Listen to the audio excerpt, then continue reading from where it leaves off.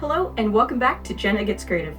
Last week we talked about Patrick Rothfuss, his editor's comments back in August, his missing third book, and the discussion that leads into about whether or not authors owe their readership or their publishers anything at all.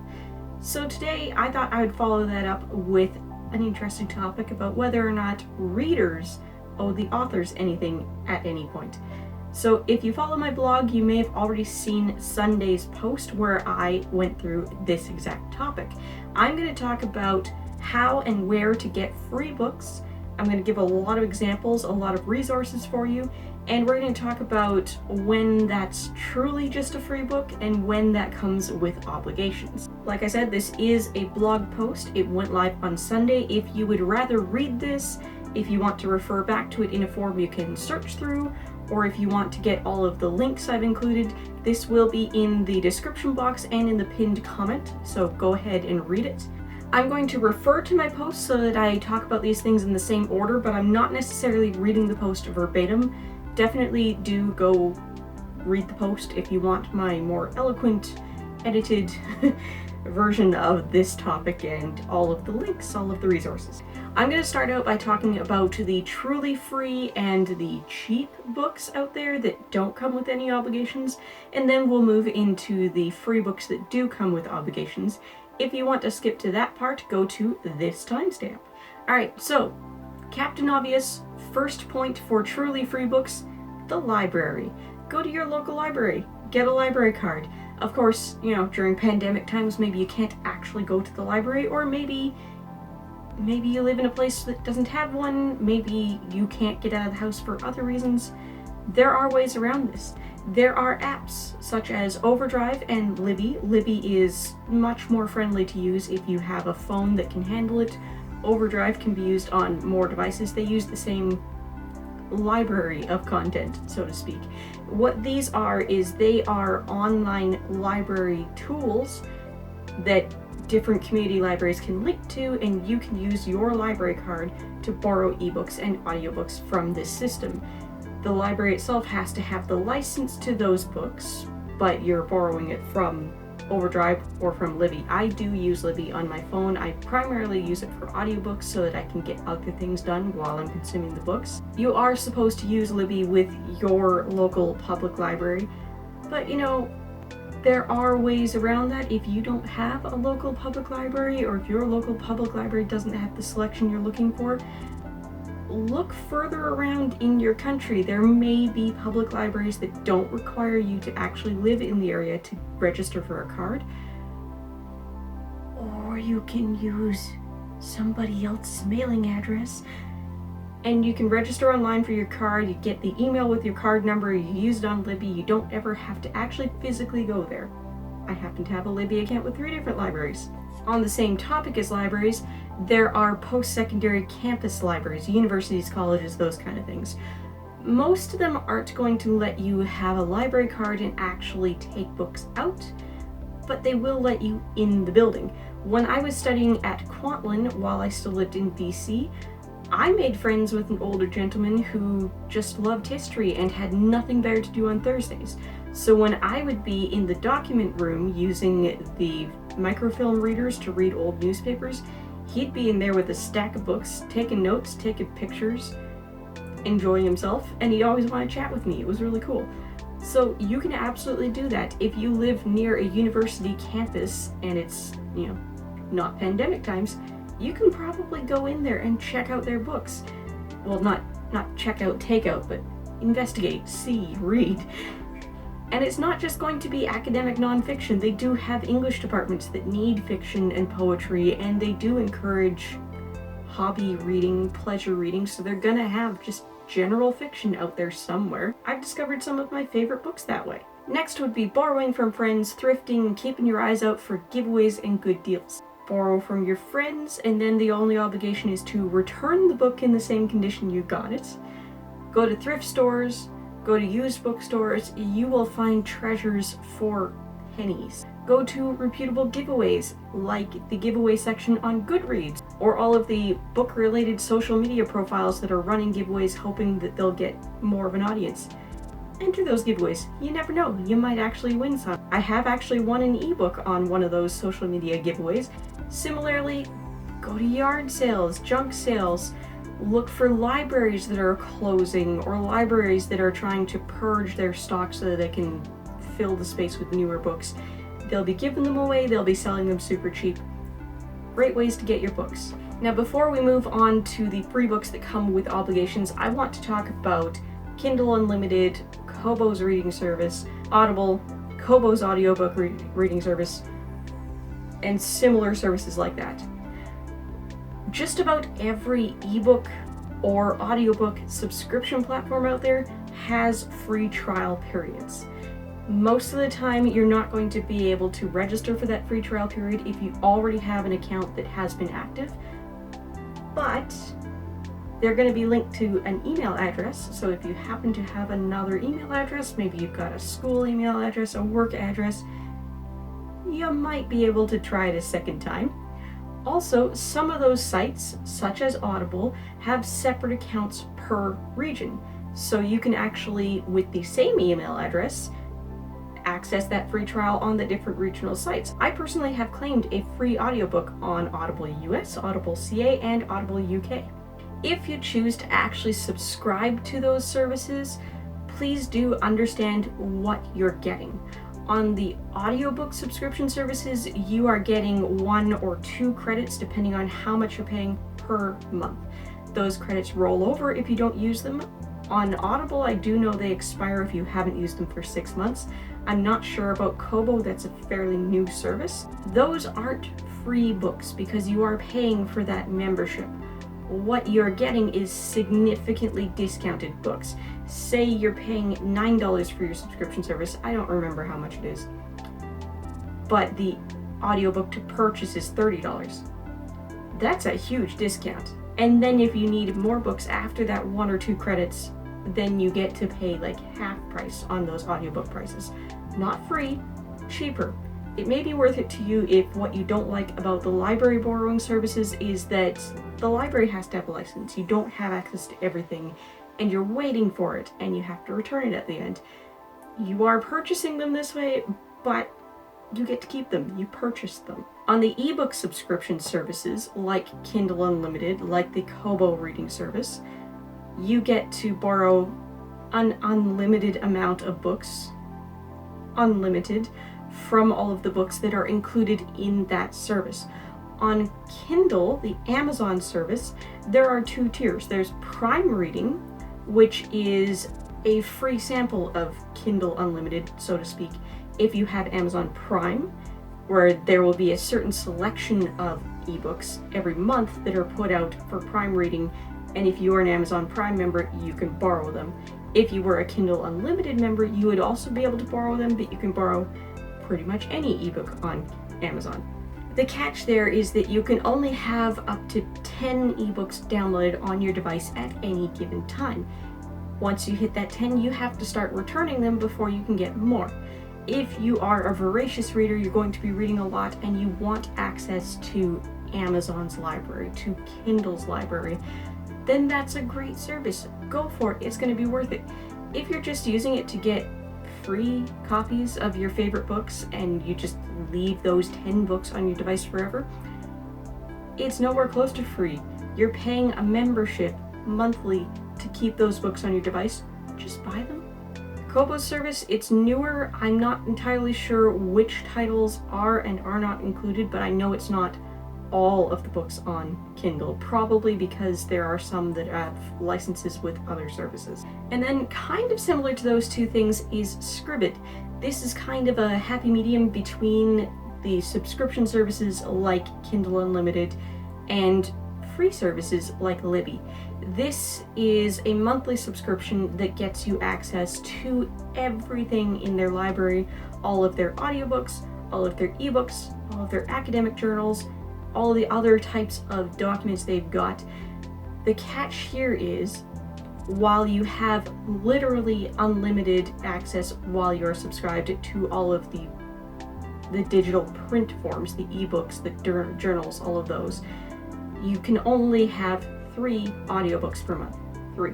That's 1 or 2 more than Audible, depending on what tier you're paying for, but it's still a limit. It's not like from a library where your limit is whatever your hold limit is on your library card, usually higher than 3, usually something like 20. Moving on to the free books that come with obligations. First of all, advanced reading copies. You may hear them referred to as ARCs, A-R-C. It's just the acronym, Advanced Reading Copy. You may also hear them referred to as Galleys. That's what the publishers have always called them. These are copies of a book that are distributed before publication. You might get them directly from an author or from their publicist. You might get them directly from their publisher, or you may go to sites like NetGalley, Edelweiss, Book Sirens, and Story Origins. I'm sure there are more. Those are the ones I've used. And you can request them, and whoever's behind it, the publisher usually, sometimes it's the author on something like Story Origins, will then approve you for it. You get to download that book and read it, and you are expected to give feedback through that site, but they also are hoping that you will give feedback on Goodreads and on various retail sites, wherever you're eligible to post, and it would make sense for the book and for the audience and for your geographic region. In a similar vein, we have review copies that are given out for free after publication. These are no longer ARCs, they're no longer advanced reading copies, but they're still free copies given to you in exchange for an honest review. These, more often than not, will come to you directly from the author or their publicist. In this case, you are also obligated to leave a review, to give feedback on this book. Post it to Goodreads, post it to the retail sites. Maybe they're expecting you to make a blog post about it, or a video about it, or post on your social media about it. Caveat here, if you cannot review the book favorably, then depending on how you got the book, who gave you the book, what they're expecting, what you're expecting, maybe you don't actually put that review out if you didn't like it. If you got it directly from an author or a publicist, you're more than likely encouraged to pretend this didn't happen if you didn't like the book. If you got it directly from the publisher, they do still want that feedback, even if you're giving it 1 star and saying you hated it, as long as you're doing so respectfully. They do want all the feedback they can get. If you really didn't like it and you got it through something like NetGalley, maybe you only feel comfortable giving that review through NetGalley itself and not posting it to the other sites, that's fine. If you got it directly from an author or from a publicist, maybe what you feel comfortable doing is just emailing them back. Hey, thanks, I read it, it's not for me, I don't think I can review this favorably. You do actually have to communicate with these people who are giving you books in exchange for a review. It doesn't necessarily have to be a review if you can't give a good one. By no means am I saying don't give negative reviews. If you want to, if you're comfortable doing it, be respectful, but feel free to give those 1 and 2 stars. Next in this category, the free books with obligation, blog tours. If you follow my blog, you know I do a lot of them. You can sometimes be invited by a publishing house to do a blog tour. More often than not, if you're getting started in blog tours, you are going to the blog tour companies who act as middlemen between the publisher, the author, the publicist, and all of the blogs that will be hosting their tour. If you go to my blog post about this topic, I have listed almost all of the tour companies I've worked with. I left off a couple that I've only done 1 or 2 posts for so far. Maybe I'll revisit this topic in the future and I'll have a huge list. I don't know. My number 1 recommendation for a tour company that is going to fill your schedule if you're willing to be on the master list is Silver Dagger Book Tours. They're the first ones I registered with. I am on their master list, and if they need to fill a spot on a tour, I get slotted into it. I have specified that I don't want to do erotica, and I don't get those ones, but basically anything else is fair game. If I actually want to review a book or do a guest post for a book, I have to actually go to that tour's listing and sign up. If I want to just leave it to chance and be registered for a spotlight post, I leave it to chance. Generally, there's going to be an email for it. My number 1 recommendation for a tour company, if you want one that is going to do an amazing job promoting you and driving traffic to your blog, I recommend Goddess Fish Promotions. I am also on their master list recently. I used to just sign up individually. Now I'm on the master list. I do still sign up individually. There's a much smaller number of tours going on with that company at any given time, so it's easier to go through and manually sign up for things, but I like to say, hey, put me on the master list, and if you're really stuck, let me know, I'll do a spotlight.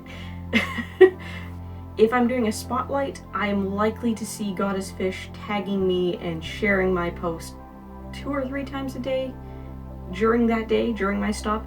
If I'm doing a review or a guest post, I've seen Goddess Fish promote my stuff and share me and tag me as many as 10 times in that day. You get amazing traffic working with Goddess Fish. My number 1 recommendation for a tour company if you are interested in audiobooks is Audiobookworm Promotions. I do almost all of the audiobook reviews you've ever seen me do have been tour stops with Audiobookworm Promotions. These are mostly through Audible. You'll be given a promotional code to use on the US or UK site. If you're not American or British, UK, whatever, you can still register on one of those. I use the US one for this. You'll be given a promotional code that gives you free access to that book. It goes into your library forever, just like you purchased it. This means you can listen to it on Audible. You could download it like you would with anything else on Audible. You can leave your review directly on Audible as if you purchased it, as if you're a customer, and that is pretty much required if you're going to do a tour with Audiobookworm.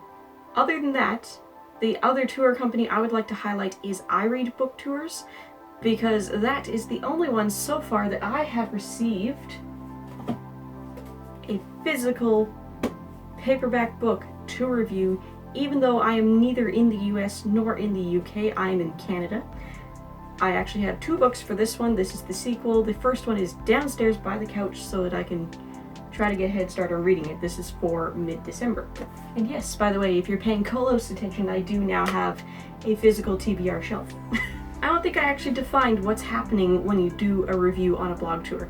So what's happening here is it's exactly like getting a review copy directly from an author or from NetGalley, AWS, those sites. Except you have the middleman of this tour company person, and this tour company person is telling you, okay, you're going to read this book, you're going to post your review on your blog on this day, and here's the media kit to talk up the book and the author along with it in your post. That's the only thing that's different. You're actually obligated to share it on your blog or sometimes on your social media if it's a social media blitz.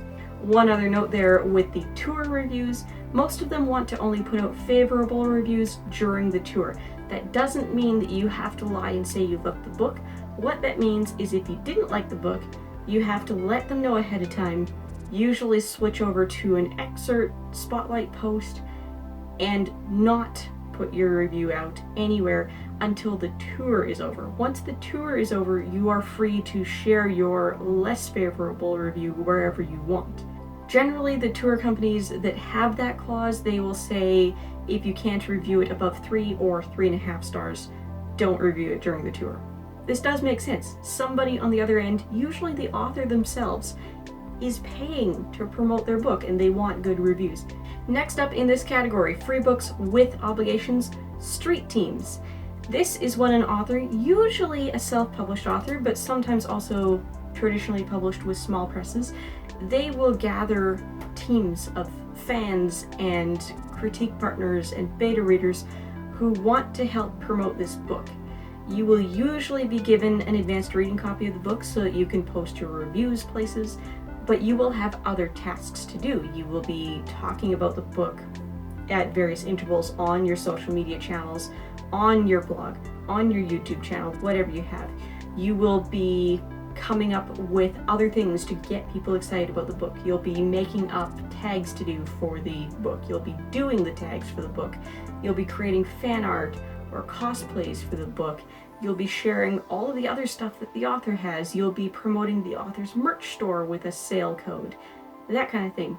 And this generally happens for anywhere between 3 to 6 months before the publication date of the book. I've done this twice. If you've been following me, you know that. I did it for Jenna Moressi's latest book, The Savior Sister. This came out on September 29th. Highly recommend this book. I also did it for The Cyborg Tinkerer by Meg Latour.